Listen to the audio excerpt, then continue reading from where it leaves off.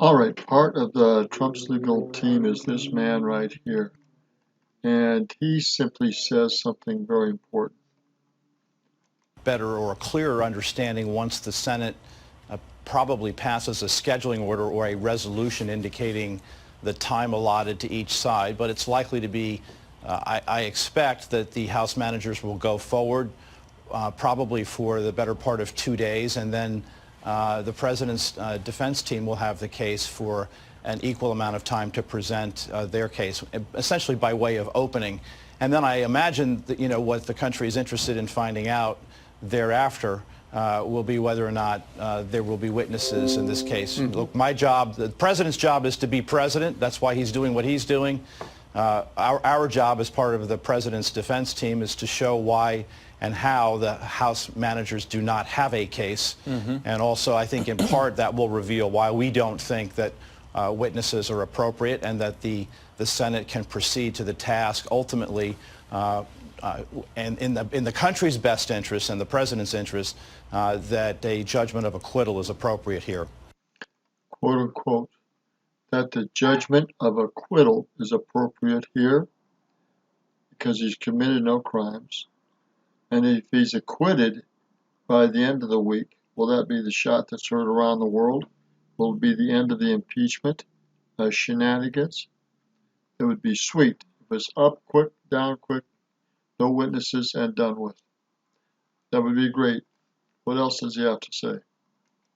Robert, we've already seen a sneak peek of the arguments of both sides. The president's legal team releasing a 7-page document, those House Democrats that walked across from the House to the Senate, and a 111-page opening trial briefing. Here's a portion of the kind of argument they're going to make.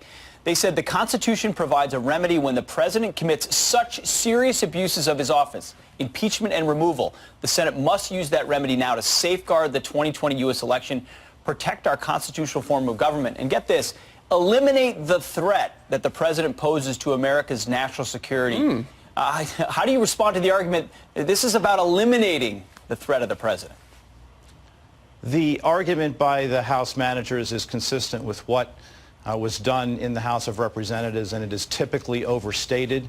The fact remains, though, and this will be the argument from the president's defense team, that this is an impeachment that is fundamentally and constitutionally flawed.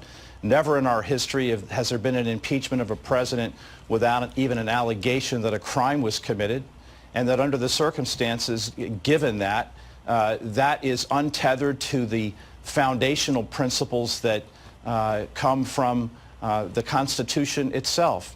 And, to drift away from that is essentially an effort, and a partisan one at that, to attempt to remove a duly elected president. I mean, what are they saying to over 60 million Americans who voted for President Trump in the last election? It is only under very exceptional circumstances that a president should be removed. That's the founders' intent, and it can only be done under the Constitution in the Senate if there's a 2/3 supermajority, which necessarily means that it is bipartisan. And since this effort is entirely partisan, it is flawed from the beginning. So, Robert, Okay, I'm going to end it there because nothing else matters. It's flawed from the beginning. It isn't constitutional based, and it needs to be dismissed. It needs to be acquittal, and it needs to be finished up this week. We'll see if that happens. It'd be great if it does. We'll see.